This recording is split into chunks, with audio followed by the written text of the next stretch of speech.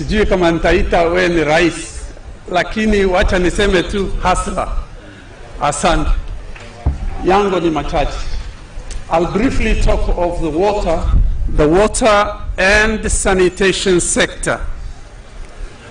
I just want us to see water not from the domestic level, not from the water for drinking and water for washing and water for grazing.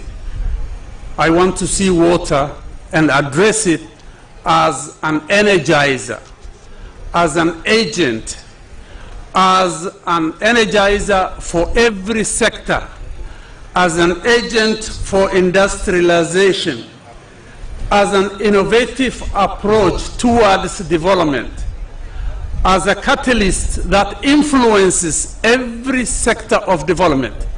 I want to see water in this prime. Water, with his gracious ways, asante. Water, kwa uzuri wa Mwenyezi Mungu, inatoka kwa sehemu moja na inatoka kutoka pinguni, lakini ikiwa chache sana katika binguni, Mungu anajua mahali pengine ambaye anaweza kukupatia. Kwa hivyo, many people always say Wajir is a water deficit or we have water crisis, which is a misnomer. That is not true. We have the largest water resource underground in this country, in the Waso Basin. Kuna wakati ingine Kiswahili inashinda kidogo, lakini nitamix. Asante. We have the biggest water resources underground in this country at the Waso Basin. It is just, the limit is at Habas Way. There are more than 5 counties that exploit that water resources, including Isiolo, including Marsabit, including Nyandarua, including Garissa, all that are exploiting the Waso Basin. That extends all the way to Somalia, to the places which are called the Deshek Wamo. That extends up to the Juba River. That is a water resource that is so potential in this country, and that is so potential in this county. So if we have, somebody says we have water scarcity, it is not scarcity, it is little rains, but we have water. So that is the difference. The second thing is, if I just, for those who have traveled, if you know this country called Israel, we have the Negev Desert. This is a place which receives less than 10 millimeters of rain per year. It's growing the largest citrus and olives in the world. Israel is an exporter. Our neighboring here is Egypt, which is a desert. They have one huge dam called the Gezira Irrigation Dam along the Nile Basin. It feeds about 45% of the total population of Egypt. We are far better than that. Therefore, mine is only to tell you what the problems are and what are the likely solutions, both in the medium term and in the longer term. And I will shorten it.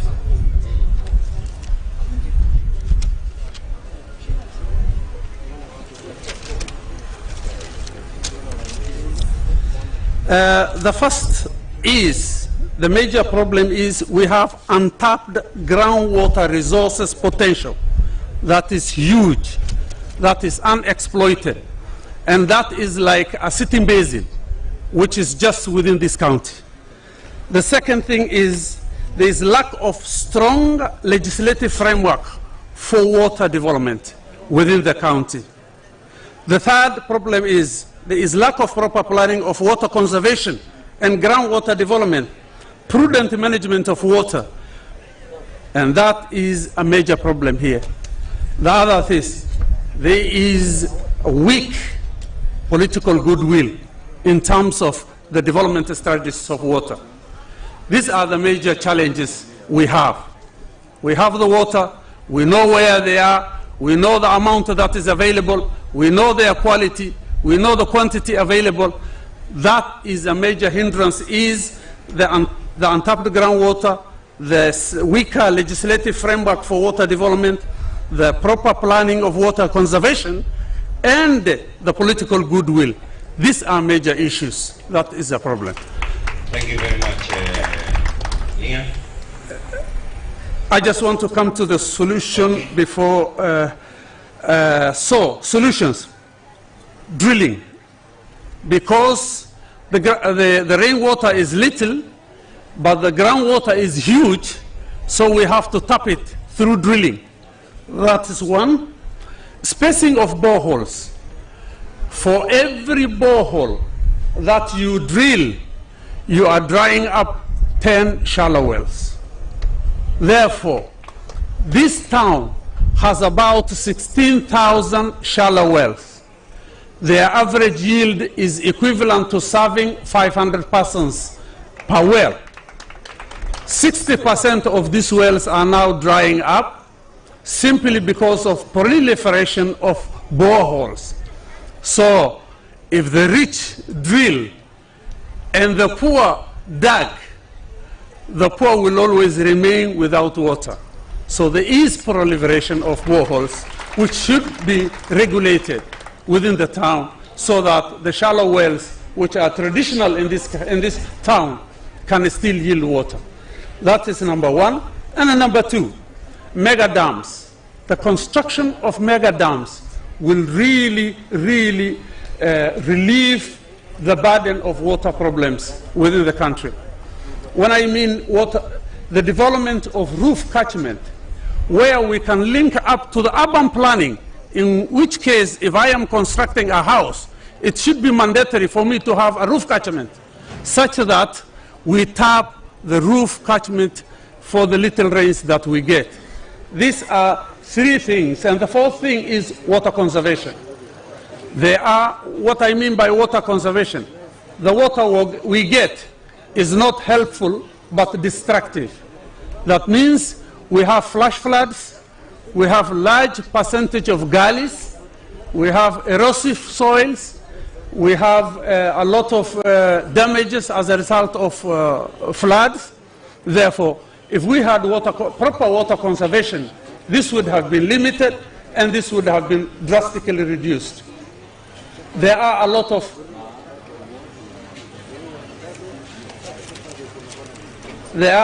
technologies, there are a lot of innovations, there are a lot of simple technologies that can be done to manage what comes from the sky and to tap what comes from what is under the ground. So these things can easily be done. We need that goodwill, we need that legislative framework, we need that proper planning for us to be able to harness. Lastly, I will only talk of one or two issues about sanitation. I just leave water at that level. There's a lot to discuss. We have a lot of documents we have written, which can be available to the team. For the sanitation, we have two levels here. Management of solid waste is one factor. Management of fecal waste is the other sector. These two combined is sewerage. So there is extremely very weak management of solid waste, both organic and inorganic waste, that could easily be recirculated, that could easily be recirculated. For the sewage, for the fecal waste management, big issues that is concerning the dumping of site, which has been a major issue here. There are a lot of innovations which has been done in this country. There are companies which are doing low-cost sanitation systems, which are upgraded form of the bucket system that we have. In Naivasha, in Malindi and Magarini, in Kisumu, we have companies that are doing low-cost sanitation systems that are much better than the bucket latrine systems that we have. We should engage this kind of technologies as an interim stopgap measure before a full-fledged sanitation systems or sewerage systems can be developed. I think with that, I'm being told the time is over. I will wait 1 or 2 questions if there is any. Otherwise, we will present the documentations for you, Your Excellency. Thank you. Noor. Yes, sir. Kwanza nataka nikubaliana na wewe kwamba maji sio ile inatoka kwa mvua peke yake. Kuna vile Mungu anapanga mambo kwamba mnaweza kuwa hamna mvua ya kutosha, lakini mmewekewa maji underground. Na bahati ya vile umesema mwenyewe, maji ya hapa Wajir inapatikana katika shallow wells. Sio lazima uchimbe iende mbali zaidi. Na ningependa kukuuliza kwa maoni yako, inawezekana tuwe na commercial agriculture using the underground water that's available in Wajir? Can it be used for commercial agriculture or commercial livestock well? Yes, very much so. One of the things you know that is that the quality of water is dependent on the salinity. That is a major issue. But there are salt-tolerant plant and vegetations that are grown. You know that half of Saudi Arabia, they are doing sea desalination of sea. And they are growing agriculture as a result of that. It's a question of what are the salt-tolerant plants that are available that can tolerate the salt levels in Wajir. This is number one. Number two, Deputy President, you are aware of the water towers that we have had in other parts of the Mara and other areas. We had equally water towers here in Wajir that were feeding all these shallow wells. We have about 8 water towers in this town. Largely, they have been settled. Largely, they have been settled. Largely, they have been occupied. Largely, they are now unavailable. As a result, unless otherwise there is a drastic conservation measures, the yield of these shallow wells will drastically reduce because the water towers has already been taken over. It has been occupied. Now, there is no drainage system towards Orahe, that is the ground you have seen. This is one of the water towers. Huguf is one of the towers. Elbay is one of the towers. There are 8 water towers where rainwater was being collected during the rainy season, and during the drought and during the dry season, it could filter into the ground and it could sustain yields, enough yields for the shallow wells.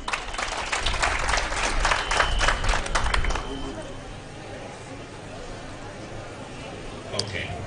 So, umependekeza pia kwamba the other alternative ya kuwa na maji ni mega dams. Yes, sir. Nataka uelewe ya kwamba katika mpango yetu tumepanga mega dams 50, huge. Na moja yao iko hapa Buti. Hiyo ya Buti tumekuwa tukishughulika nayo kwa muda mrefu. Almost 7 years we've been working on it, lakini sasa nafikiri imefika karibu mwisho. Lakini bado kuna dams zingine ambazo tumezipangia ili tusitumie hizi mega dams kusupply maji, especially for commercializing our livestock and crop production. Kwa maoni yako, between the mega dams and the underground water, what in your opinion unaona tuegemee, what should be our concentration, 50-50, or we should lean more towards the mega dams or more towards the underground water? In terms of harnessing. Thank you very much. Always the underground is a bank. We will always have it. For the dams, we should concentrate more on the dams because it will tap up the seasonal rains. Not only that, mega dams are only not a supplier of water. It is a microclimatic effector that reduces the microclimatic effect within a radius of about 5 to 10 kilometers. Therefore, it will also be climate harnessing program. It will create some greeneries. It will also recharge the underground water table, both the shallow as well as the deep water table. So our concentration should be more on the larger mega dams, and we will have a reserve on the underground. Thank you. Yes, sir. Unajua tulikuwa na mpango ya serikali ambayo tunakamilisha saa hizi ya kujenga dams karibu 57, lakini kuna nafikiri shetani alitutembelea akaharibu hiyo mpango yote ya dams. So mimi nataka nikuhakikishia kwamba tutarudia mpango yetu ya dams kwa sababu tunaamini ya kwamba harvesting water is a big part of succeeding in agriculture and also in the whole space of livestock. Because with climate change,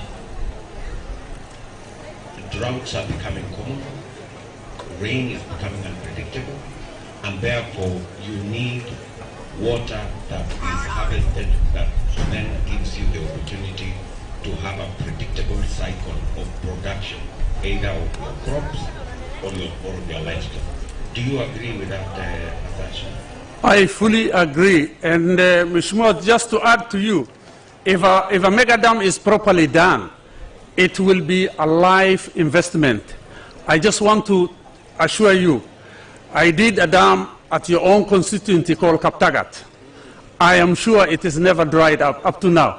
So I did that as a resident engineer, and I'm sure it is working. It is working. We are able to do similar things here. Okay. So thank you.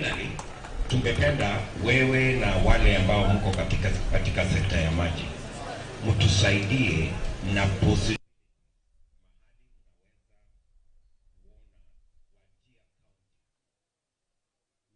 gani mnataka tuweke investment ya dam, mega dams. It might not necessarily be in Wajir, but even if it is outside Wajir, but has the potential of serving Wajir. Like for example, we were having a discussion with the people of Garissa, and we believe the high ground forest town, which will be somewhere in Meru, will actually serve Wajir more than Meru. So tunataka mtusaidie katika ile chata yetu. Tunataka kuandikiana na watu wa hapa. Tunataka mtu andikie potential ya underground water, what we should invest, na ya mega dams ambazo mnaona pia katika mambo ya ufugaji na mambo ya kilimo katika Wajir County. Asante sana waziri. Mnaweza kutusaidia na hiyo information? We will. What I want to assure you is we owe these people, we owe them. We have been educated on their taxes payers. We want to give back. Yes. It is our obligation to give back. It's not a request. So all available information, hydrogeological studies, soil mappings, everything will be available at request and at control. And we are ready to do that. Thank you. Na kwa kumalizia kuwaambia watu wa Wajir County, wakati tulinegotiate hii mpango ya World Bank ambayo ilikuwa na mambo ya barabara, ilikuwa na mambo ya stima, kulikuwa na sekta ya maji. Hapa Wajir tulikuwa tumepangia bilioni 5 na kule Garissa shilingi bilioni 5. Hiyo bilioni 5 ya hapa Wajir bado iko katika is still available from the World Bank. Tulipata tu matatizo na operation ya serikali ya county hii. Nataka niwaulize wale wote ambao wanatafuta kiti ya governor, tafadhali, tuko na pesa ya World Bank na hapa tuko na matatizo ya maji. What is standing between the World Bank money and access to water for the Wajir people is a government that works. So mtajipanga hapo katikati. Na nyinyi ndio mtaamua. Thank you very much. Sawa sawa. Asante sana. We will decide and we will decide in the right way. Thank you. Thank you. Next is Halima Hakie for agriculture.